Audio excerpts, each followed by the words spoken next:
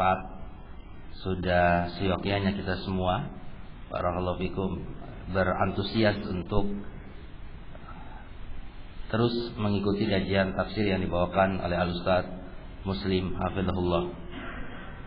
Ayyuhal kiram rahimani wa rahimakumullah. Namun untuk mungkin sedikit menghilangkan rasa penat, ana membawakan sebuah kisah. Seingat ana kisah ini dibawakan oleh Al-Imam Ibnu Jauzi rahimahullah, namun ana lupa di kitab mana yang beliau membawakan kisah ini.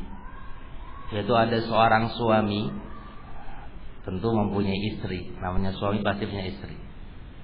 Ada seorang suami yang mempunyai istri berkulit hitam. Seorang suami mempunyai istri berkulit hitam yang namanya Ummu Mihjan. Suami ini mempunyai istri yang berkulit hitam namanya Ummu Mihjan. Suami ini sudah cukup tua, namun tanpa sepengetahuan sang istri, suami ini hendak menikah lagi. Sang suami hendak menikah lagi dan berusaha untuk ke arah sana. Sebelum terjadi, Ummu Mihjan, istrinya ini mengetahui sang suaminya mau menikah lagi. Akhirnya cemburu karena sang suami mau menikah lagi dan mendatangi suaminya. Wahai suamiku, aku dengar katanya kamu mau nikah lagi, kata Ummu Mihjan. Pokoknya Ummu Mihjan bagaimana caranya untuk menghalangi sang suami untuk menikah lagi.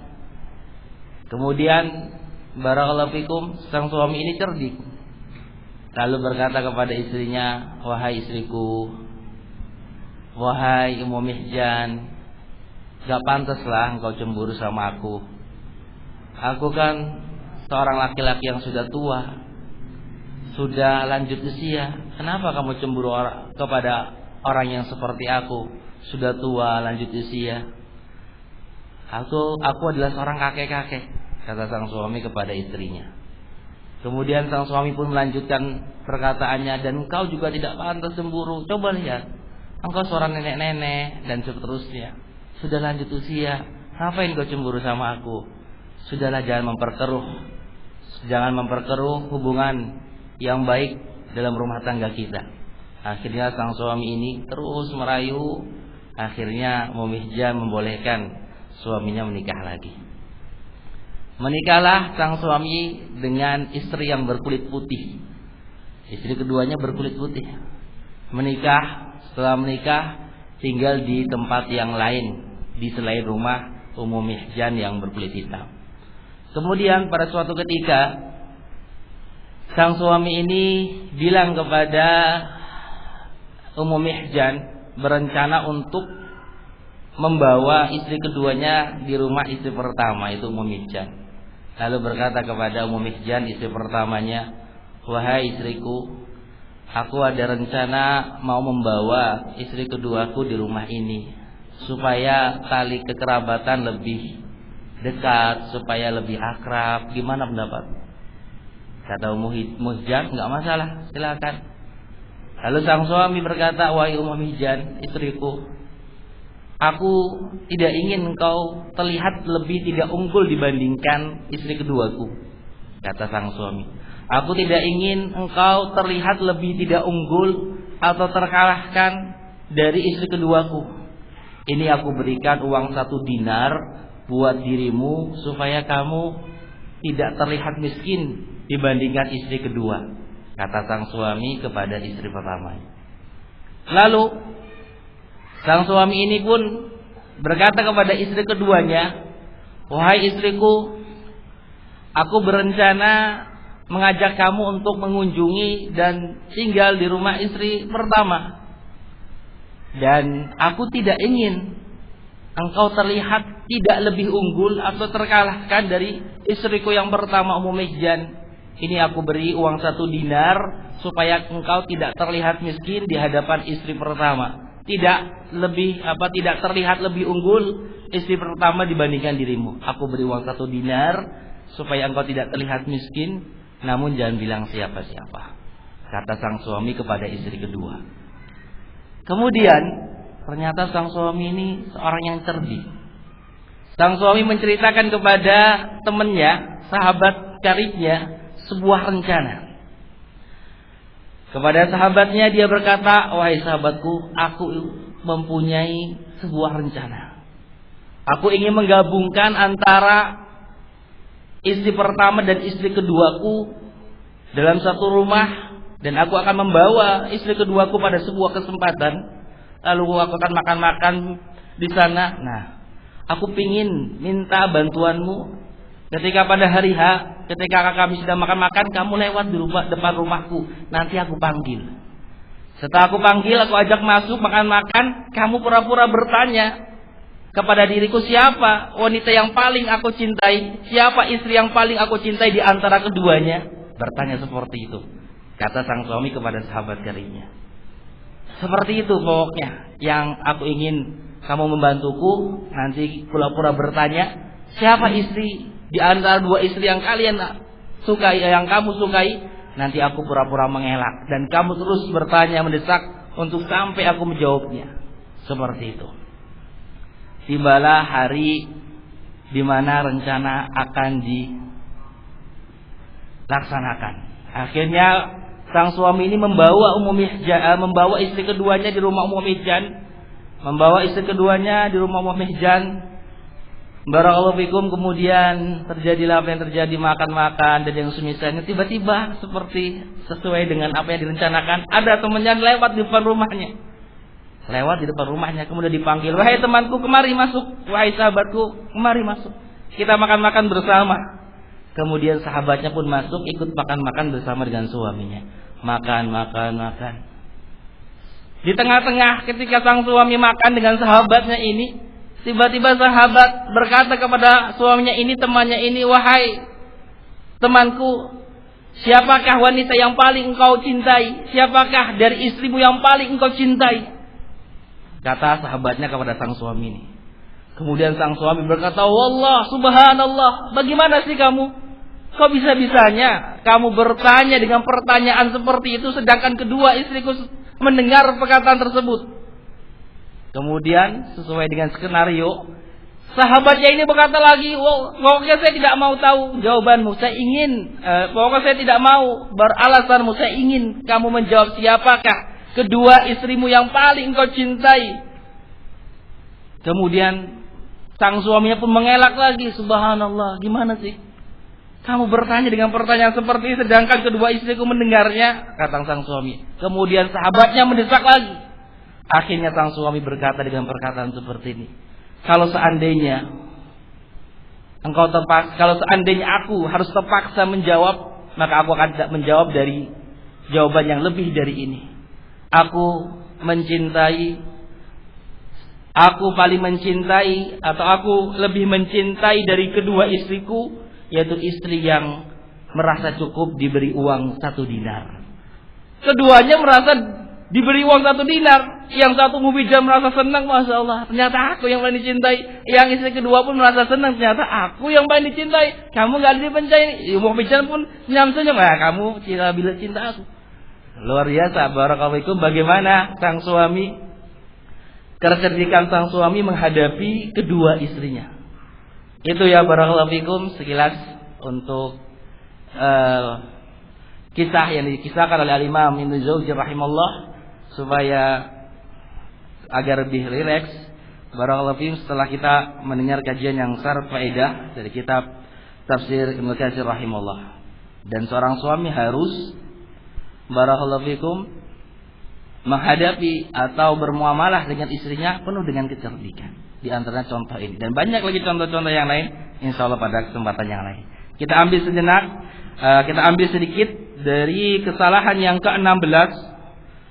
Kesalahan yang ke-16 yang dilakukan oleh sebagian istri. Kesalahan yang ke-16 yang dilakukan oleh sebagian istri adalah ta'atu zauji fi ma'siyatillah, yaitu ketaatan seorang istri kepada suaminya dalam perkara maksiat ini. Ayo lihatal kiram rahimani wa rahimakumullah. Bukanlah sebuah ketaatan yang dianjurkan ketika seorang istri taat pada kemaksiatan yang diperintah oleh suaminya. Bukan. Yang diinginkan ketaatan yang diajarkan dalam syariat Islam, yang dianjurkan bahkan diwajibkan bahwasanya seorang istri adalah taat kepada suami dalam perkara yang ma'ruf, dalam perkara yang baik, dalam perkara yang taat, atau dalam perkara yang mubah. Ini. Adapun ketika seorang istri taat kepada suaminya dalam perkara maksiat, maka ini diantara kesalahan yang dilakukan oleh sebagian istri dari istri kaum muslimin. La raiba anna ta'ata zawji wajibatun ala zawjah. Tidak diragukan bahwasannya ketaatan kepada suami hukumnya wajib atas seorang istri, wa hadhi ta'atu dakhilatun fi ma'nal qawamati allati bayannaha Allah azza wa jalla. Ketaatan yang seperti ini hukumnya wajib masuk dari makna dari kepemimpinan seorang laki-laki yang Allah jelaskan dalam sebuah ayat, ar-rijalu qawwamuna 'alan nisa. Para laki-laki adalah pemimpin dari para wanita. Dalam surah An-Nisa ayat 233. Falihadhi ta'atu atharuha fi istiqamatil hayati zawjiyah. Ketaatan seorang istri akan berdampak kepada kelanggengan kehidupan suami istri. Wa sa'adatiha. Ketaatan seorang istri pun akan menjadi sebab barakallahu fikum kebahagiaan dalam rumah tangga. Begitu juga bentuk dari tarbiyah yang baik kepada anak-anak ketika seorang istri memperlihatkan ketaatan kepada suaminya. Namun bukan berarti taat kepada semua perkara. Bukan berarti taat kepada semua hal, termasuk kepada perbuatan maksiat. Tidak. Yang diperintahkan dalam agama seorang istri untuk taat kepada suaminya adalah dalam perkara yang ma'ruf, dalam perkara ketaatan, dalam perkara hal yang baik, dalam perkara hal yang mubah. Adapun dalam perkara yang keharaman maka tidak boleh taat. Haram hukumnya. Dan ini diantara kesalahan yang dilakukan oleh sebagian istri. Misalnya disuruh menyediakan khamar, haram, nggak boleh taat. Disuruh buka cadarnya, misalnya sang istri berpendapat hukumnya wajib, lalu nurut, haram juga.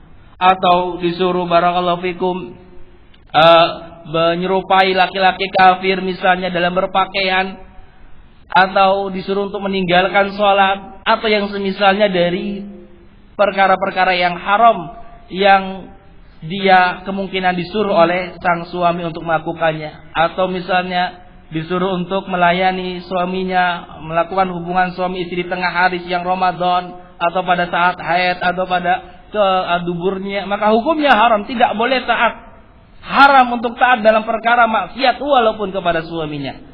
Hal ini sebagaimana dalam sebuah hadis, la ta'ata li mahlukin fi ma'siyatil khaliq. Tidak ada ketaatan kepada makhluk dalam bermaksiat kepada Khalik, kepada Allah Subhanahu wa taala. Sebuah hadis yang disahihkan oleh Al-Imam Hakim dan disepakati oleh Al-Imam Dahabi rahimahullah. Ketaatan hanya kepada yang ma'ruf dan kepada kemaksiatan tidak boleh seorang istri taat. Bahkan hal itu diantara bentuk kesalahan yang dilakukan oleh istri. Al-Imam Bukhari rahimahullah berkata dalam kitabnya, dalam kitab Sahih Bukhari membuat sebuah buah bab la tasi'a al-mar'atu zawjaha fi ma'siyatillah. Tidak boleh taat seorang istri kepada suaminya dalam berbuat maksiat kepada Allah Subhanahu wa taala. Ini bab yang dibawakan oleh Imam Bukhari rahimahullah, tidak boleh seorang istri taat kepada suami dalam perkara maksiat. Atau dalam sebuah hadis ada sebuah kisah yang dikeluarkan dalam sebuah hadis yang dikeluarkan oleh Imam Bukhari dalam sahihnya. Ada seorang wanita yang dinikahkan, wanita dari kalangan Ansor dinikahkan. Wanita ini mempunyai rambutnya rontok, rambutnya putus, rambut kepalanya putus. Kemudian wanita ini diperintah oleh sang suami untuk menyambung rambutnya. Karena rambutnya putus, diperintah oleh suaminya untuk menyambung rambutnya. Faja'at ila Nabi sallallahu alaihi wasallam, datang kepada Nabi sallallahu alaihi wasallam, kemudian bertanya, kemudian menyebutkan perintah suaminya untuk menyambung rambutnya. Kemudian Rasulullah sallallahu alaihi wasallam bersabda, "La innahu qad lu'ina al-mustawsilat." Tidak boleh engkau taat kepada suamimu melakukan penyambungan rambut dikarenakan telah dilaknat orang yang menyambung rambut.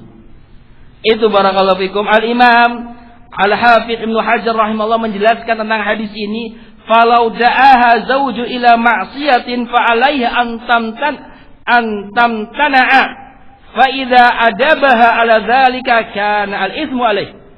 Kata Al-Imam Al-Hafidz Ibnu Hajar rahimahullah, kalau seandainya seorang suami menyuruh istrinya untuk melakukan perbuatan maksiat, kalau seandainya seorang istri disuruh oleh suaminya untuk melakukan perbuatan maksiat, maka tidak boleh dia menuruti, tidak boleh dia mentaati.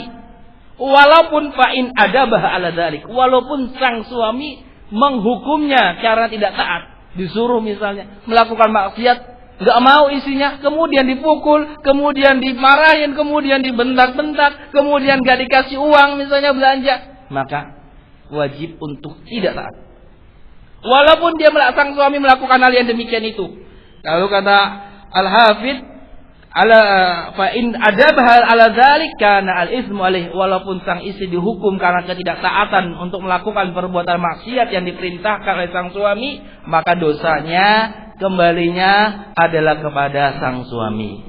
Itu barakallahu fikum di antara kesalahan yang dilakukan oleh sang istri atau sebagian istri adalah di mana sebagian istri melakukan atau taat kepada suaminya dalam perkara maksiat, dan ini adalah sebuah keharaman, tidak boleh.